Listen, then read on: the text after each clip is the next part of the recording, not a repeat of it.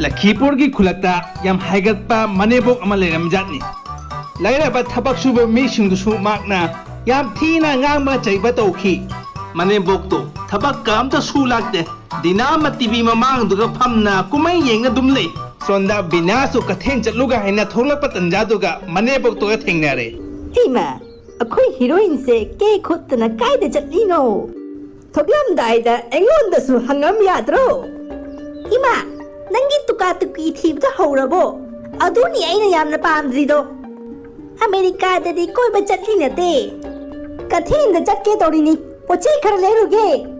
heng ino no pagi lohomani aduki tamakte pochai khara leruge torini ningchangibo natraga kaurabo ibema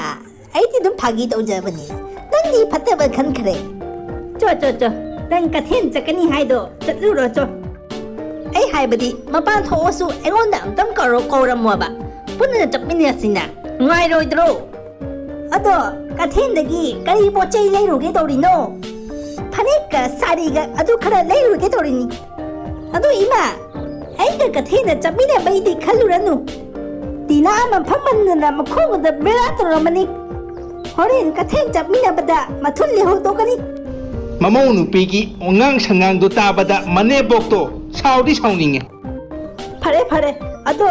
phiron leba chatladi aigi su khara pubiro dana ai dinangi manebok ni aduna nangi nanaw nupagi lohongbado ai su yawda yadya ba hoi phajaba phiron leramadi ima agi su pubirake Sandhada binasu yumda hanjale Ima, se, nangi heng lohong bada set na bagi sari ay do, pura bani. Is, yamwana pangay mi, thi baga pang lagte. Kon hangda, nangi chahi matang duga chuna ba sari ama pangay. Manebok to na masagi sari do yengaga binagi sari do su yengalu haire binagi sari do di ngasanganga na phajar kharajani Nasagi di phajar kharaba sari pore, ay ki di som thi ba sari pore se kadobay no. Yare ibe ma yare isa chatan lay jarurage Madugai di manebok to dukan da chatlaga ngasang ngangba sari ama leiraga pore mathangi numitta sari angang ma do se chatlaga lohongbagi program do yaw ba chatle manebok ki phije saje to ubadami meyam do na nokna re ema kayo to risibo pokho ba hanubina sari angang ba setle ne hanubi se le sabi phare ne Sonda binasu manebok ki kothna chadaba phije saje to ubada ikai bana lore sandhada moibani yumda hanjale mathangi numita binana tailor da hairaga party da koi chappagi phajaba dress ama semalle manebok tunasu binagi anoba dress to ukhre madugai di manebok tunasu mathangi numita chap manaba dress ama semalle Chin kharaba dress to selu badagi dosa dare phabung dagi hogap ngamdre Bina o Bina kadai si kharagane sigam dilaune manebok ki makhon da dabda binadi pakhatna hauna chile imung duga tawri dosa do ubada ingak nge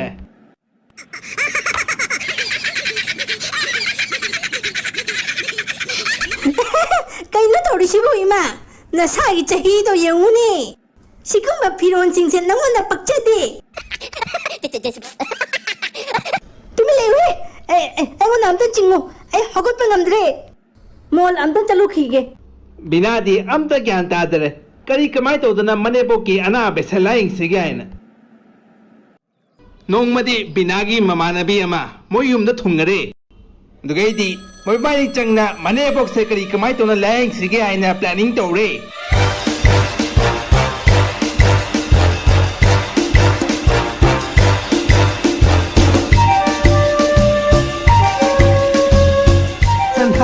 manebok to yumda hanjalakpada binado khongu awang bi uptana kochai chatle rame binado amuk yang chakani amuk tapna chakani amuk chair du phamngani amuk hogotna lepna muleini adumai tawna manebok to su khongu awang bi do upninge manebok to na su ꯃꯁꯥꯒꯤ ꯈꯣꯡꯎꯞ ꯑꯋꯥꯡꯕꯤ ꯑꯃ ꯂꯩꯔꯒ ꯄꯣꯔꯛꯑꯦ ꯈꯣꯡꯎꯞ ꯑꯋꯥꯡꯕꯤꯗꯣ ꯎꯞꯄꯒ ꯍꯦꯛ ꯂꯦꯞꯀꯦ ꯇꯧꯕꯗ ꯍꯣꯏ ꯃꯥꯏ ꯈ꯭ꯋꯥꯡ ꯇꯦꯛꯑꯦꯅꯦ ꯅꯥꯕꯅ ꯂꯣꯏꯔꯦ ꯀꯅꯥ ꯂꯩꯒꯦꯅꯦ ꯑꯩꯉꯣꯟꯗ ꯊꯥꯡꯒꯠꯄꯤꯌꯨꯅꯦ ꯍꯣꯏ ꯃꯥꯏ